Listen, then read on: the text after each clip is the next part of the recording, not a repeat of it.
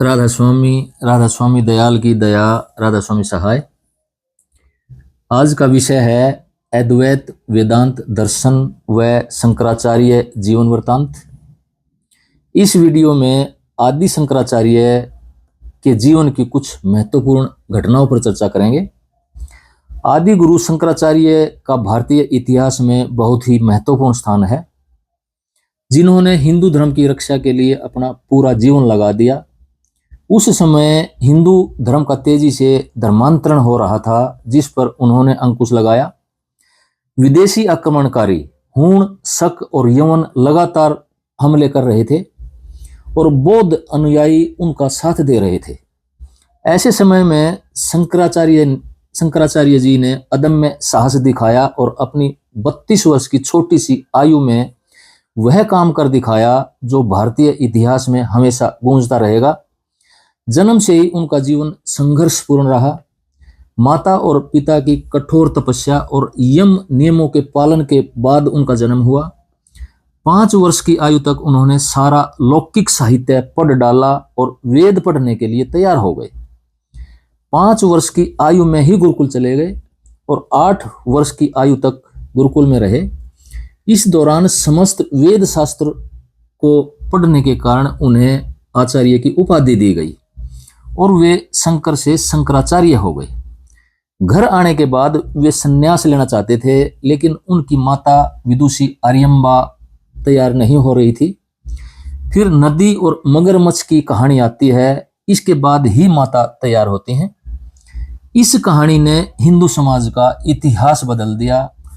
संन्यास पर जाने से पहले शंकर ने मां को वचन दिया कि अंतिम समय में वे उनके पास आ जाएंगे, और शंकराचार्य ने इस तरह से संन्यास ले लिया। आत्मा के लिए सब कुछ छोड़ शंकर सन्यासी हुआ। उनके गुरुकुल के साथी विष्णु शर्मा और कुछ विद्वान पुरुष हिंदू धर्म से संबंध रखते थे, वो उनसे मिले और शंका उठाई कि गृहस्थ आश्रम से पहले सन्यास नहीं हो सकता है। यही हिंदू धर्म की परंपरा है। ब्रह्मचर्य, गृहस्थ, वानप्रस्थ और सन्यास यही प्रथा है। शंकर ने कहा कि वर्णाश्रम समाज द्वारा निर्मित व्यवस्था है। यह समाज के कल्याण के लिए समाज द्वारा निर्मित की गई है। अपने बनाए हुए नियमों के हम स्वामी हैं, दास नहीं। तो विष्णु शर्मा और वो दूसरे व्यक्ति कहने लगे, व्यवस्था पालन से ही समाज टिकता है। यदि अपने बनाए नियमों को हम ही तोड़ने लगे तो फिर नियमों का उपयोग ही क्या है। तो शंकर कहने लगे, व्यवस्था व नियम समाज के संगठन और जीवन के लिए हैं।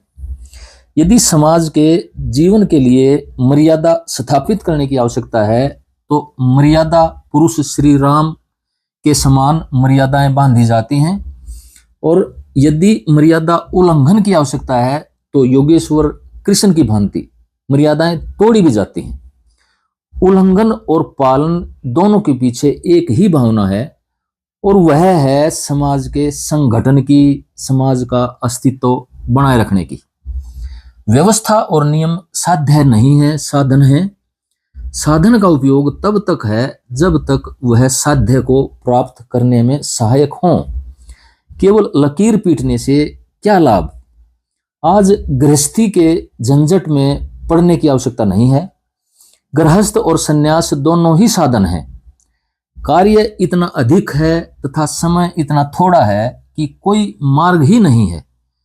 बौद्ध अपने सन्यास की डींग मारते हैं कि वैदिक धर्म में सन्यास है ही नहीं। आज उनको दिखाना है कि वैदिक धर्म में भी सन्यास है और उनसे ऊंचा है। सन्यास का रूप विकृत कर दिया गया है, उसे सुधारना है। बौद्धों की तरह मठ में पड़े रहना और समाज का भार बनकर जीवन व्यतीत करना तो सन्यास धर्म का आदर्श नहीं है। सन्यासी का जीवन निष्क्रियता, आनंद और सुख का नहीं, बल्कि लगातार कर्म करना, कष्ट और दुखों का जीवन है। उसका काम समाज का भार बढ़ाना नहीं, बल्कि उसका भार हल्का करना है।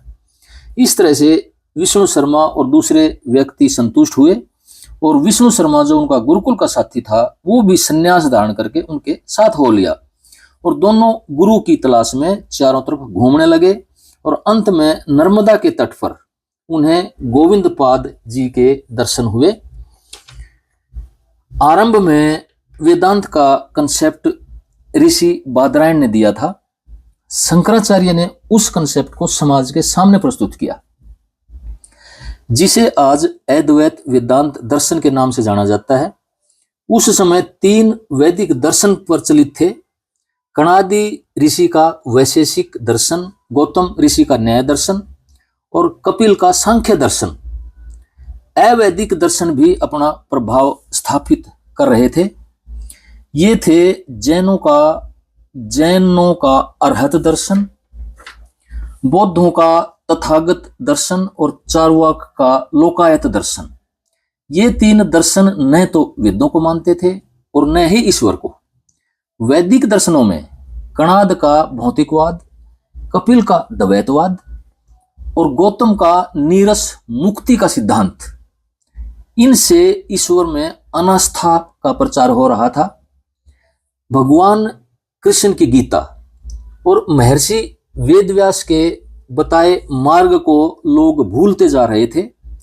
सारा देश अराष्ट्रीय वृत्तियों को अपनाते हुए सर्वनाश की ओर बढ़ता जा रहा था। ऐसे समय में समस्त बुराइयों को दूर करने और वेदों का सार गर्भित अर्थ प्रकट करने के लिए 3 नए दर्शनों की रचना हुई। वे थे पतंजलि का योग दर्शन, जैमिनी ऋषि का मीमांसा दर्शन और बादरायण का वेदांत दर्शन। पतंजलि ऋषि ने व्याकरण महाभाष्य की रचना की ताकि व्याकरण का शुद्ध ज्ञान लेकर ही लोग वेद पढ़ें, ताकि वेदों के असली रहस्यमयी ज्ञान को समझ सकें। इसमें उन्होंने बताया कि यदि सारे लौकिक और अलौकिक ज्ञान को जानना है तो इन सब का स्रोत ब्रह्म ज्ञान के बारे में जानना होगा। यह ज्ञान वाणी की सर्वोत्तम अवस्था, सफोट अर्थात प्रावाणी अर्थात शब्द ब्रह्म में स्थित है और उस ज्ञान तक पहुंचने के लिए उसकी लौकिक अभिव्यक्ति यानी कि स्थूल रूप में अभिव्यक्ति, स्थूल रूप में ज्ञान, व्याकरण ज्ञान में सिद्धि होना अति आवश्यक है। पतंजलि ऋषि का मानना था कि व्याकरण ज्ञान होने के बाद ही वेदों के मंत्रों की सच्ची समझ हो सकती है, क्योंकि उस समय नास्तिक दर्शनों के द्वारा वैदिक साहित्य का गलत अर्थ करके उसका परिहास किया जाता था। ऋषि बादरायण ने देखा कि जितने भी मत देश में चल रहे हैं वे न तो श्रुति सम्मत थे और न ही स्मृतियां उनका पोषण करती थी। वेदों के कर्मकांड व ज्ञान कांड में घालमेल हो गई थी। उन्होंने समस्त वेद उपनिषद आदि का अध्ययन किया और वेदों के कर्मकांड और ज्ञान कांड को विभाजन करके ज्ञान कांड का प्रतिपादन किया। तो इस तरह से उन्होंने जो कर्मकांड था और ज्ञान कांड था उनको अलग करके और ज्ञान कांड का प्रतिपादन किया। कोरे कर्मकांड की शून्यता को देखकर ही महात्मा बुद्ध ने अलग मत की स्थापना की और फलस्वरूप उन्होंने और उस समय विद्यमान जैन धर्म ने भी अहिंसा प्रधान धर्म का उपदेश दिया। इस कारण भगवान बुद्ध के अनुयायियों ने वेदों का बहिष्कार करके शून्यवाद जैसे असत्य सिद्धांतों को स्थापित किया। इस सब को देखते हुए बद्रीनारायण ने कर्मकांड और ज्ञान कांड को अलग किया और कोरे कर्मकांड को निरस्त करते हुए परम ज्ञान से उत्पन्न अद्वैत सिद्धांत का प्रतिपादन किया। श्रीमद् भगवत गीता को उन्होंने ही महाभारत से अलग किया ताकि उसको एक स्वतंत्र सत्ता प्रदान हो सके। आदि शंकराचार्य ने बादरायण के इसी सिद्धांत को आगे बढ़ाया जिसे आज अद्वैत वेदांत दर्शन के नाम से जाना जाता है। इसके लिए शंकराचार्य को उस समय के नास्तिक दर्शनों के विद्वान और यहाँ तक कि कई मीमांसा दर्शन के प्रकांड विद्वानों के साथ शास्त्रार्थ करना पड़ा, जिनमें मुख्य रूप से कुमारिल भट्ट के शिष्य प्रभाकर आचार्य और मंडन मिश्र तथा उनकी धर्मपत्नी विदुषी भारती, जिसे मां सरस्वती का अवतार माना जाता है, थे। प्रभाकर आचार्य के गुरु कुमारिल भट्ट तो हिंदू धर्म की घटती महत्ता और बौद्ध धर्म के बढ़ते प्रभाव से इतने दुखी थे कि उन्होंने अंत समय में खुद को तुषानल की चिता में प्रवेश करके खुद को भस्म कर लिया था। इसका वर्णन मैं उस वक्त करूंगा जब हम मीमांसा दर्शन पर वीडियो बनाएंगे। मीमांसक विद्वान शंकराचार्य से इतने आहत थे कि उन्हें देखना भी पसंद नहीं करते थे। शंकराचार्य स्वयं उनके पास गए और इनसे शास्त्रार्थ किया। उसके बाद ये मीमांसक शंकराचार्य के शिष्य बन गए। मीमांसक विद्वान शंकराचार्य के दिए गए पंचायतन सिद्धांत और बाहरी यज्ञ की बजाय आंतरिक यज्ञ को अधिक महत्ता देने के कारण उनसे नाराज थे। उस समय बहुदेववाद के कारण हिंदू समाज आपस में लड़ रहा था और विभाजित हो रहा था। इसलिए शंकर ने पंचायतन का सिद्धांत दिया।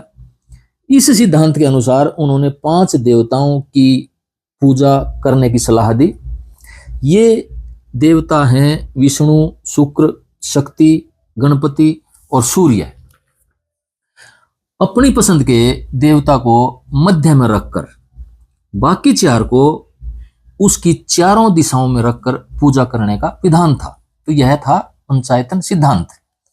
शंकराचार्य का मकसद यह था कि हिंदू समाज अनेक देवताओं की पूजा से इन 5 पर आ जाए और फिर व्यक्ति इन 5 को भी छोड़कर इनके आदि स्रोत ब्रह्म में स्थित हो जाए। इसलिए शंकर परमात्मा की सत्ता के 3 रूपों का वर्णन करते हैं, पारमार्थिक, व्यावहारिक और प्रातिभाषिक। जब व्यावहारिक व प्रातिभाषिक सत्ता परमार्थिक सत्ता में समा जाती है तो आत्मा के दिखाई देने वाले सारे आवरण विलीन हो जाते हैं और आत्मा स्वयं अर्थात ब्रह्म रूप हो जाती है। फिर यह कहती है, अहम ब्रह्मास्मि, अयम आत्मा ब्रह्म, तत्वमसि, ब्रह्म सत्य, जगन मिथ्या। इसे ज्ञान के माध्यम से बाहर जो हमें दिखाई देता है, इस ज्ञान के माध्यम से बाहर जो हमें दिखाई देता है या भासता है या प्रतीत होता है, सब मिथ्या हो जाते हैं। ऐसा होने पर व्यक्ति बहुदेववाद, त्रिदेववाद और द्वैतवाद से सिमटकर अद्वैतवाद में समा जाता है।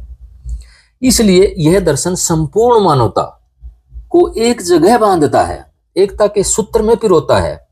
यही आशय था शंकराचार्य जी का। मीमांसक विद्वानों को यह समझाने के लिए शंकराचार्य को उनके साथ कई बार शास्त्रार्थ करने पड़े। उन्हें समझाया कि हवन यज्ञ कम महत्वपूर्ण नहीं है, यह भी अपनी जगह जरूरी है, लेकिन इससे महत्वपूर्ण ब्रह्म यज्ञ है। इस यज्ञ में हम जो भी करते हैं, सोचते हैं या उनके कर्म फल हैं, उन सब की ब्रह्म यज्ञ में आहुति देते हैं। यह पूरा जीवन ही यज्ञ है, हर कार्य ही यज्ञ है। पंचायतन के सिद्धांत को समझाते हुए बताते हैं कि समाज में प्रचलित जितनी मान्यताएं हैं वे मात्र साधन है, साध्य नहीं। ये साधन देश और समय के अनुसार बदलते रहते हैं। इनका आश्रय लेकर, इनका सहारा लेकर हमारा मकसद साध्य तक, लक्ष्य तक पहुंचना है। पिछले हजारों वर्षों में अपने बदले हुए स्वरूप के कारण डरने की जरूरत नहीं है। पिछले हजारों साल में हमने जो सांस्कृतिक विरासत का विकास किया है उसे नष्ट करने की जरूरत नहीं है। बौद्धिक ज्ञान, वैदिक ज्ञान हमारी संस्कृति का आधार है और संस्कृति राष्ट्र की आत्मा है। शंकराचार्य कहते हैं कि जो वैदिक ज्ञान है वो हमारी संस्कृति का आधार है और संस्कृति राष्ट्र की आत्मा है। लेकिन यदि आत्मा ही नष्ट हो गई तो शरीर संभव नहीं है। यदि शरीर बिगड़ जाता है तो आत्मा उसको ठीक कर सकती है, लेकिन यदि आत्मा ही नष्ट हो जाए तो कुछ नहीं बचेगा। उन्होंने कहा कि सभी वैदिक धर्मों को इकट्ठा करने के लिए ही उन्होंने पंचायतन का सिद्धांत दिया है। यह तो केवल एक सीढ़ी है, परमात्मा तक पहुंचने का एक साधन है। 2 बार शंकराचार्य जी के जीवन में ऐसा समय आया जब उन्हें सोचने पर मजबूर होना पड़ा। एक बार जब वे माता आर्यम्बा के जीवन के अंतिम क्षणों में उनके पास गए तो माता ने कहा कि शंकर, सुना है तुमने कोई अद्वैत ज्ञान संसार को दिया है, वो अंतिम समय में मुझे भी सुना। शंकराचार्य ने माता को वह ज्ञान सरल भाषा में सुनाया तो माता कहने लगी कि बेटा, क्या देश के लोग तेरी इन बातों को समझ सकेंगे? मुझे तो भगवान कृष्ण के विषय में ही बता। उस दिन शंकर ने समझा कि जब तक वेदांत के तत्व ज्ञान को भक्ति का पुट नहीं मिलता तब तक यह साधारण व्यक्ति के किसी काम का नहीं है। माता के देहांत के बाद उन्होंने भगवत गीता पर टीका की। जब माता का देहांत हो गया तो शंकर सन्यासी होने के कारण शास्त्रों की आज्ञा अनुसार उनका अर्थात माता का अंतिम संस्कार नहीं कर सकते थे। इसलिए परिवार और पड़ोस के लोगों ने कोई सहायता नहीं की कि जब तक शंकर स्वयं संस्कार नहीं करता वे भी नहीं मदद करेंगे। जब किसी ने भी मां का शव उठाने में सहायता नहीं की तो शंकर ने स्वयं वेद मंत्रों का उच्चारण किया और घर के आंगन में ही मां का संस्कार किया। इस प्रकार कदम कदम पर शंकर को मानव कल्याण के लिए अग्नि परीक्षा का सामना करना पड़ा। दूसरी बार भी एक महिला ने ही शंकर को सोचने पर मजबूर किया। उसका नाम था मंडन मिश्र की पत्नी विदुषी भारती। जब मंडन मिश्र शंकराचार्य से शास्त्रार्थ में हार जाते हैं और उनके शिष्य बन जाते हैं तो उनकी पत्नी शंकराचार्य जी को शास्त्रार्थ के लिए ललकारती हैं। कहती हैं कि आपका ज्ञान एक गृहिणी और एक महिला के किस काम का है, इसलिए आधी आबादी के लिए निष्प्रयोजन है। शंकराचार्य ने उनसे शास्त्रार्थ के बीच में ही 6 महीने का अवकाश लिया।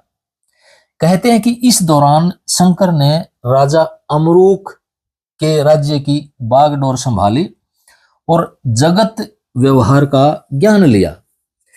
कई लोग कहते हैं कि उन्होंने देह त्याग करके उस राजा के अंदर प्रवेश किया और लोक व्यवहार के बारे में जाना। उसके बाद उन्होंने विदुषी भारती के प्रश्नों का समाधान करके उन्हें संतुष्ट किया। इस तरह से उन्होंने हिंदू धर्म की रक्षा के लिए बहुत ही उत्कृष्ट कार्य किया। लेकिन देश का दुर्भाग्य था कि वे 32 वर्ष की आयु में इस स्थूल संसार को छोड़कर परम धाम को चले गए और उनकी यादें ही बच गई। अगली वीडियो में उनके द्वारा बताए गए अद्वैत वेदांत दर्शन पर चर्चा करेंगे। राधा स्वामी।